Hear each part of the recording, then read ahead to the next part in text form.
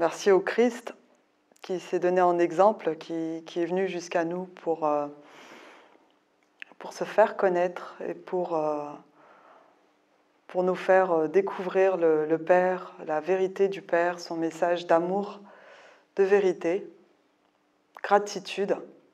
N'ayez pas peur de le remercier haut et fort, de communiquer ce mot « Merci Père, je t'aime Père ».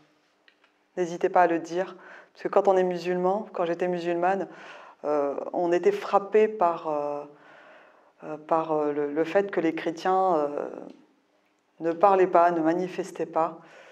Certes, l'islam, c'est un peu violent, et les catholiques d'aujourd'hui, on se pose des questions, certes, ils prient dans leur cœur, mais pour un musulman qui ne voit pas cette prière, il se fait beaucoup d'idées qui sont très négatives, et ça peut l'éloigner facilement du Christ. Donc je vous apporte quand même mon témoignage. Voilà, je suis issue d'une famille musulmane. Parce qu'aujourd'hui, j'ai encore... enfin voilà, on se découvre encore dans notre histoire, dans notre généalogie. Que voilà, j'ai découvert il n'y a pas longtemps que Jésus était quand même dans ma lignée maternelle. J'ai une arrière-grand-mère qui a fui la famine d'Espagne. Elle était juive espagnole, donc la Torah est dans le sang depuis plusieurs générations. Mon grand-père était militaire de carrière.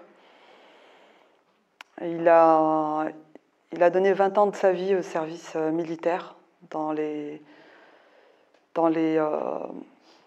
rangs du royaume du Maroc, et 20 ans de service de disponibilité à la France, donc l'Indochine, la guerre d'Algérie et la Deuxième Guerre mondiale. Il est venu en France. Mes parents se sont croisés dans le nord du Maroc. Mon père travaillait dans les mines en France, ici, dans les années 70. Il a rencontré ma mère, qui l'a suivie en 76-77, et ils se sont installés aux Yvelines, à Poissy, connu pour usine de voitures, PSA. Et à l'époque, mes parents ne pratiquaient pas l'islam, ne priaient pas, faisaient à peine le ramadan et ne mangeaient pas halal. Avaient une image des chrétiens qui étaient très pessimistes. Il semblait qu'ils ne connaissaient pas Dieu. Ensuite, quand j'avais 10 ans environ, mon père a décidé de nous envoyer au Maroc, parce que les mœurs françaises étaient piètres. J'ai le souvenir d'une enfant, j'étais encore enfant, j'étais à la maternelle, en primaire, des gens qui s'embrassaient dehors, enfin, il y avait des choses qu'on n'avait pas à voir en tant qu'enfant. Et cette installation au Maroc a chamboulé carrément notre culture.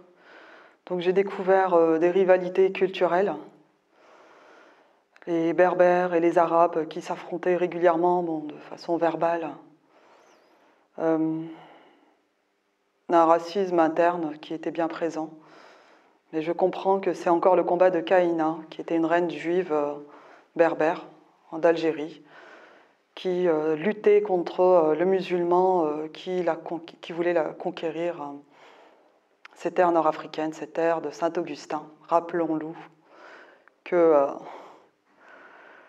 la Tunisie, que l'Algérie, avant que ces frontières n'existent, c'était des provinces romaines, et que le Christ régnait là aussi avant que l'islam ne vienne envahir, que ce soit clair.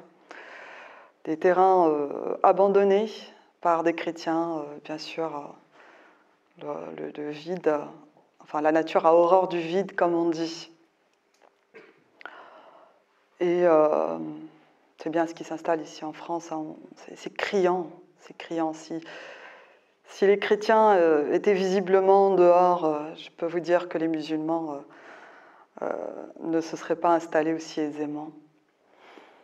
Donc des années que j'ai connues au Maroc de rivalité judéo-arabo-berbère et juive aussi, parce qu'il y a beaucoup de juifs au Maroc depuis des lustres et des lustres, Depuis peut-être même, on dit, l'invasion, enfin l'arrivée de la fuite des Juifs qui accompagnaient Moïse vers l'ouest de l'Afrique. D'où une présence assez marquée dans le nord d'Afrique. Et j'étais plus frappée par ces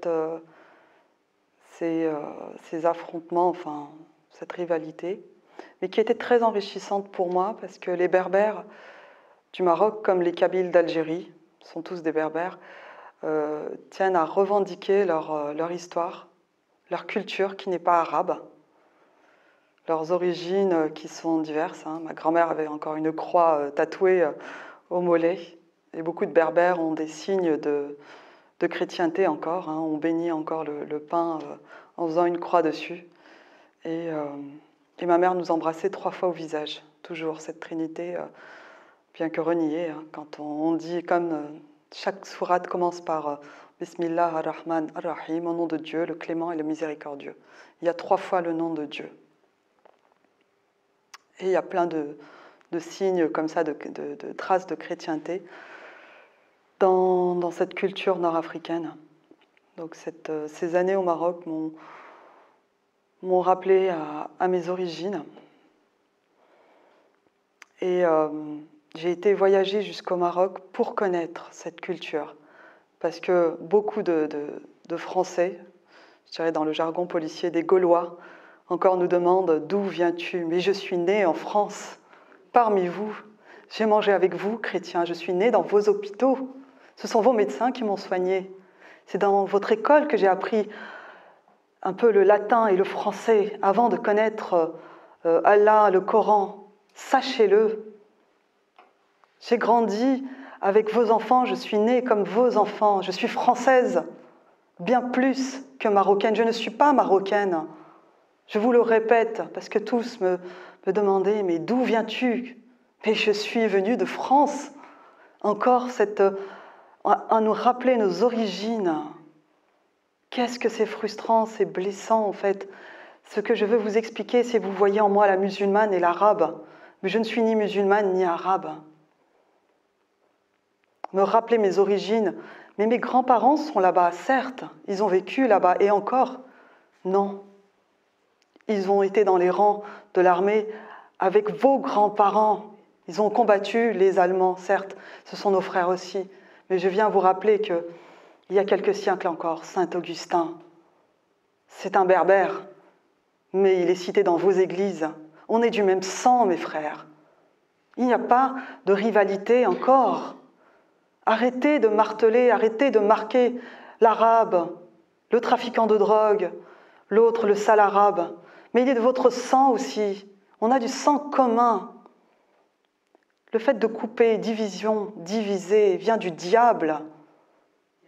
Si vous ne voyez pas dans le soi-disant arabe qui n'a rien d'arabe, d'ailleurs, qui n'a d'arabe que le nom, parce que son sang est berbère, parce que son aïeux est Saint Augustin, Sainte Monique, Saint Tertullien de Carthage. Si vous n'êtes pas là pour lui rappeler cet amour du Père et ce sang chrétien qui coule dans ses veines, si vous n'êtes pas là pour le lui rappeler, que c'est votre frère et que vous pouvez partager votre assiette, vous pouvez le loger sous votre toit, si vous lui faisiez connaître, reconnaître, rappeler qu'il est aussi chrétien et que le Père l'attend comme l'enfant prodigue, c'est la même histoire qui se répète, mes frères. Abraham avait 2 enfants, Isaac et Ismaël, qui se déchirent encore aujourd'hui dans les terres d'Israël. Rappelez-vous que ce sont aussi des frères de sang et que le musulman qui est à côté, qui peut tendre la main, qui peut égorger un prêtre dans une église, n'est qu'une revendication. Où est ma place ? Cette rage, vous savez, un cœur qui hurle de rage et de haine, c'est parce qu'il y avait de la place pour de l'amour qui n'a pas su trouver sa place. Il y a une terre qui se déchire, mais parce que l'amour n'a pas été prononcé, c'est une évidence. C'est une évidence. Je suis née à Poissy, là où est né Saint Louis. Je suis née dans cette même ville que lui. J'ai été à l'école de l'abbaye, où je me rappelle encore le chant du Gloria à Noël. J'avais toujours une pochette de confiserie à Noël comme les autres enfants. Le premier que j'ai connu, c'est Jésus, c'est pas Mahomet. Parce que les années 80 à Poissy, il n'y avait pas de boucherie halal, il n'y avait pas de mosquée. Il y avait une église. Je passais tous les jours près de cette église où Saint Louis a été baptisé, il me semble. Mais jamais je n'ai été invitée à entrer dans cette église. Mes parents ne savaient pas que Jésus s'y cachait. Autrement, ils auraient eu la curiosité d'aller au moins lui dire « Mais qui es-tu? Je ne crois pas en toi. » Que s'il y a des chrétiens qui me le disent, certainement. Et les années 90, c'était aussi des années où j'ai rencontré, où mon père nous a présenté des imams syriens et égyptiens. Ils sont venus à la maison partager le repas. Ils sont venus nous enseigner l'islam, en France ici. Au Maroc, on n'a pas connu d'islamisme. On a connu des chants berbères et des traditions locales, où des étoiles de David sont sur toutes les mosaïques. Le mosaïque vient du mot Moïse, qui a reçu les tables de la loi, les mots de Dieu gravés dans la pierre. Et cette mosaïque qu'on appelle au Maroc la musique, mosaïque, c'est le fait de graver des choses dans la pierre et d'en faire des décorations dans nos maisons. On a une histoire qu'on connaît mal. Et tout le monde, on se trompe. Beaucoup, on a encore des écailles dans les yeux. Il n'y a pas de quoi s'orgueillir. Catholique que vous êtes et que je suis, on n'a pas de quoi être fier. Parce qu'on n'est pas ces flammes, ces épées tranchantes de Saint Paul. Et les chrétiens, et les musulmans qui égorgent ces non-musulmans dans les églises. C'est peut-être juste cette épée qui devait prononcer le Christ. Rappeler qu'on peut prier, qu'on peut appeler, qu'on peut inviter. J'ai rencontré le Christ, j'avais 25 ans, j'étais à l'école de police à Sens. Je devais faire mes prières tous les jours, mes 5 prières par jour, honorer le ramadan. Et nos vêtements, c'était la piété, la chasteté, en tant que musulmans, qui n'ont d'autre source que chrétienne. Le ramadan qu'on fait n'a de source que chrétienne aussi. Tout ça, Mahomet n'a fait que reprendre l'Évangile et l'Ancien Testament pour se les attribuer, pour les arranger à sa façon. Mahomet n'a rien inventé. Le Coran, vous pouvez le lire, n'a rien créé, n'a rien apporté de plus, voire quelques modifications, et parsemer tout ça de violence et de profanation des 10 commandements, comme le disait Jean-Yves tout à l'heure. Pour vous réveiller peut-être, pour vous dire mais non, mais la vérité est ailleurs, allez dans l'Ancien Testament, qui est dans vos veines, qui coule dans les veines d'Ismaël, votre aïeux, que saint Augustin, votre grand-père, eh bien, qu'il a toujours cité. Apprenez, découvrez, allez à la conquête de votre histoire. Ne soyez pas dupes. Le malin n'a d'autre but que de diviser, de déchirer. Ce n'est pas compliqué. Ce n'est pas compliqué de parler à un musulman. Si Jésus a tenu tête aux pharisiens, parce que vous pouvez vous aussi parler avec amour, discuter, tenir tête. Vous n'avez qu'à appeler l'Esprit Saint. Vous n'aurez qu'à dire oui comme Marie. Et vous verrez les mots vont sortir de vos bouches. Vous aurez les oreilles pour écouter les déchirures, les déchirements, les souffrances qui sont encore dans les plaies de ces gens-là, qui hurlent encore le besoin de savoir par tous les moyens. Vous n'avez qu'à les consoler, vous pouvez les consoler. Bon sang, c'est dans l'Évangile, c'est ça l'Évangile. J'ai rencontré Jésus, donc j'étais à l'école de police à Sens et je priais ce chapelet, mon Dieu, bénis Mahomet. Je vous salue Mahomet. Je vous laisse deviner l'origine de cette prière. Je salue Mahomet, Seigneur bénis Mahomet. Et à un moment, je me dis, pourquoi Mahomet? Parce que le Coran reconnaît plus de 300 prophètes. Et Dieu sait que Marie est citée, elle a une sourate particulière qui lui est dédiée.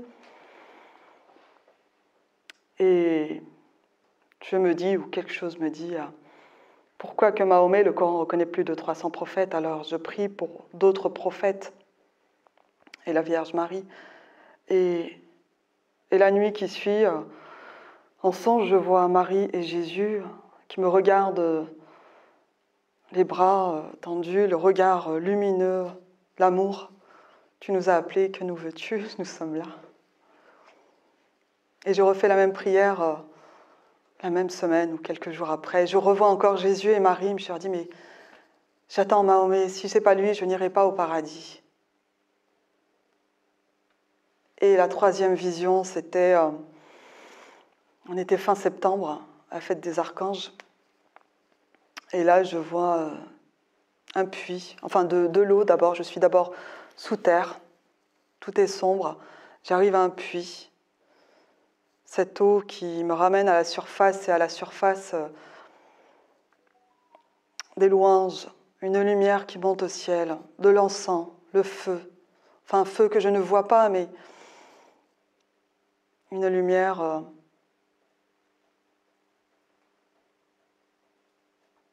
de l'amour, de la pureté. Et j'entends Mariam, viens. Mes parents ne m'ont pas donné ce prénom à ma naissance, mais c'était mon prénom dans lequel je me suis reconnue. Et je suis cette voix et je vois un parchemin qui se déroule, un rouleau de papier qui s'ouvre comme ça et qui me raconte la vie du Christ. Marie qui enfante, cet enfant n'a pas de père, je veux dire humain. Ensuite, une autre image, Jésus qui met les mains sur un panier où il y avait 2 ou 3 morceaux de pain et ce pain se multiplie et sort du pain à foison de ce panier. Et une autre image, vous savez, c'est comme les bandes dessinées, une image simple, et quand je la regarde, ça s'anime et j'ai une histoire qui est derrière cette image. Enfin, et je vois Jésus avec un malade, il impose les mains et il voit les organes, il voit jusqu'à la cellule, jusqu'à l'atome et il ordonne de reprendre sa fonction et la cellule reprend sa fonction, l'organe et la personne guérit juste par sa volonté. Et la personne retrouve la santé.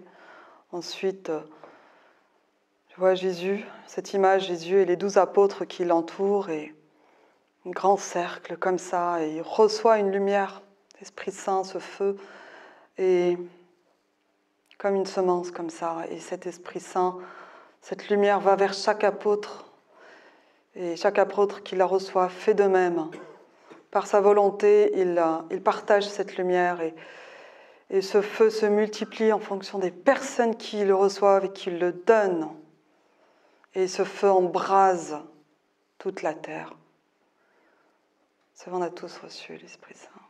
Il ne demande qu'à être connu et partagé. Ensuite, de l'eau, un grand lac d'eau, où je voyais des gens malades, estropiés, toutes sortes de pathologies spirituelles, de corporelles, etc. Et ils rentrent tous dans l'eau. Et ils traversent le lac, ils sortent de l'autre côté du lac, et ils sont parfaits. C'est des athlètes de haut niveau, parfaits. Et ils courent. Une petite parenthèse, je n'avais jamais ouvert la Bible de ma vie. Que ce soit clair, ce n'était pas une lecture, c'était une découverte de l'Évangile. Et je continue donc cette série. Après l'eau, je vois Jésus crucifié. Et là, je suis sous le choc. Il faut que je me réveille parce que Jésus crucifié n'existe pas dans le Coran. Tout ça, c'est une histoire fausse pour un musulman, pour une musulmane. On dit bien que c'est un autre apôtre, quelqu'un qui a été crucifié à sa place. Et pour moi, c'était faux, donc il fallait que je sorte de là. Et là, je me surprends assise dans mon lit, les yeux écarquillés comme ça, la bouche ouverte, les bras tendus, au secours. On m'apprend que Jésus est crucifié, ce n'est pas possible. Et là, j'ouvre vraiment les yeux et je peux vous dire que Jésus était crucifié devant moi, déchirant de douleur. Je ne parle pas que de douleurs physiques, bien qu'elles étaient bien présentes. Mais c'était ces douleurs spirituelles, vous savez, quand on n'est pas aimé, quand le démon s'acharne et surtout que les hommes lui donnent droit. Encore une fois, après la chute d'Adam et d'Ève, et pourtant il s'est donné corps et âme. Et il continue à souffrir à l'heure où je parle encore. Et vous savez bien, je ne vous apprends rien. Je suis frappée par cette vision de Jésus sur la croix, l'alpha et l'oméga, et il me connaît parfaitement. Je suis comme au jugement dernier, mes actes témoignent pour moi. Je suis un livre ouvert où le Seigneur m'aime de tout son cœur. Tout l'amour du Père et du Créateur était là. Donc, et là, je me rends compte que je suis dans les mains de Dieu, que je n'ai rien à craindre, que tout ce que j'ai vécu est bien présent, qu'il me connaît bien plus que moi-même, et que je suis aimée, que je suis son enfant chéri.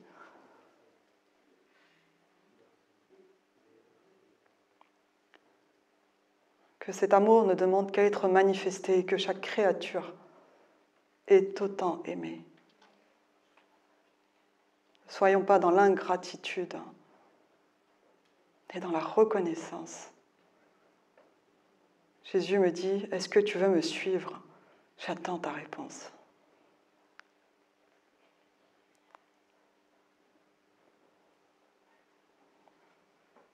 Bien sûr, j'ai toutes ces manifestations en moi, mais ma famille est musulmane. Comment je vais vivre ça ? Le cœur, bien sûr, était déjà converti. J'étais déjà conquise. Le coup de foudre, l'opération était déjà faite. J'étais déjà convertie. À Poissy, j'étais déjà touchée par le Christ. Mais je ne le connaissais pas. De façon humaine, de façon personnelle. Et au moment où je dis oui, je passe de l'islam au Christ. Jésus disparaît, toute la vision était terminée. Et je suis avec ça dans les bras. Maintenant, je suis chrétienne. Et spirituellement, j'ai basculé de l'islam au Christ. L'évangile était là. La Bible était là. J'étais habitée par la parole de Dieu. Et le déchirement, c'était que cela faisait 25 ans que que j'existais en France et que jamais je n'ai su qui était Jésus. Jamais on m'en a parlé. C'était là, ça m'est tombé dessus comme une bombe et je ne pouvais plus faire marche arrière. C'était un feu qu'on attend depuis qu'on existe. On est né pour ça. Et il a fallu ce rendez-vous avec le Christ pour en prendre vraiment conscience et pour pouvoir le vivre, pour pouvoir en parler, pour pouvoir l'entendre. Ce qui était éprouvant, c'était ça. Les églises sont partout en France. Les apparitions mariales, en France, on ne peut pas compter tous les miracles qu'il y a eu au nom de Jésus. On ne peut pas les compter. Mais on peut passer à côté d'une église toute sa vie, à côté de chrétiens, les fréquenter toute sa vie, mais ne jamais avoir l'occasion de le connaître de façon personnelle, verbale, humaine, des échanges. Même si on n'est pas d'accord, mais au moins celui qui aura tenté de me parler de Jésus en tant que musulmane témoignera devant le Christ, le jour du jugement dernier, qu'il était venu m'en parler. Je ne pourrai pas le nier. C'est ça le message. N'ayez pas peur. Je ne vous demande pas d'aller à la confrontation de tous les musulmans pour les convertir. C'est l'Esprit Saint qui convertit. Seulement sachez que toutes les terres qui ont reçu une semence, eh bien, il vient le temps que cette graine germe. Le temps favorable viendra. Travailler la terre est un geste, semer est un geste, récolter est un geste. Il y en a tellement des gestes, cueillir. Je veux dire par là que chacun a son cheminement, mais se croisent les mains de l'homme, la pensée, la prière. La prière est encore plus puissante souvent que les mots. L'un ne va pas sans l'autre. Mais quelqu'un qui est prêt à recevoir le Christ, peut-être que quelqu'un a déjà prié pour lui. Rien n'est impossible. En tant que policier, on nous disait, parce qu'on était armés, gilet pare-balles, bâton, etc., intervenir. Mais tout le monde ne peut pas intervenir. Parce qu'il arrive des fois que ce soit trop violent, des armes qu'on n'a pas. On peut appeler. Appelez la Vierge Marie, elle intercède. Si vous croisez un musulman, vous ne savez pas quoi dire, mais priez pour cette personne. Parce que quelqu'un d'autre pourrait parler à votre place. Vous aurez au moins fait ça. N'ayez pas peur, ce sont vos frères. Combien même ils ne seraient pas baptisés, mais celui qui vous a créé, ne les a-t-il pas créés? Ce ne serait pas l'œuvre de Dieu, le Père, ces enfants-là? Ce ne seraient pas les enfants d'Abraham, ces enfants-là? Jésus n'était pas gaulois, il venait aussi de cette terre-là. Marie est sémite. N'ayez pas peur. Et combien même il vous arriverait quelque chose, vous ne serez pas dans les mains de Dieu. Vous qui honorez tous ces saints et ces martyrs, vous qui les fêtez, vous qui les priez, pourquoi ne pas leur ressembler? Je ne vous dis pas de vous faire charcuter, d'abandonner vos enfants, mais ayez l'âme de le faire. Parce que l'âme peut souffrir, je ne dirais pas mourir, mais aller bien au-delà de ce que vous, physiquement, vous pourrez faire. Peut intercéder, peut faire... Les anges gardiens peuvent aller chercher d'autres anges gardiens. Et combien même, il y a Saint Michel Archange, Saint Gabriel Archange, qui a parlé à la Vierge Marie. Vous pourrez aussi leur parler à eux. Vous ne croyez pas? Les actes des apôtres ne témoignent pas du feu du Saint-Esprit. Vous ne pensez pas, non? Et c'est dans vos livres.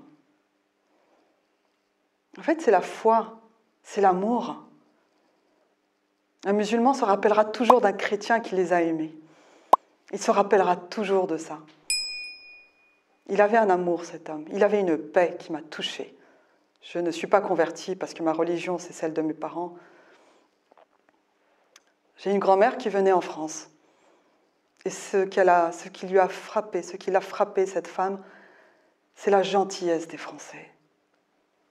C'est quand elle s'asseyait à un bus et on lui cédait, quand elle ne trouvait pas de place dans les transports en commun, on lui cédait sa place. Elle a été très touchée.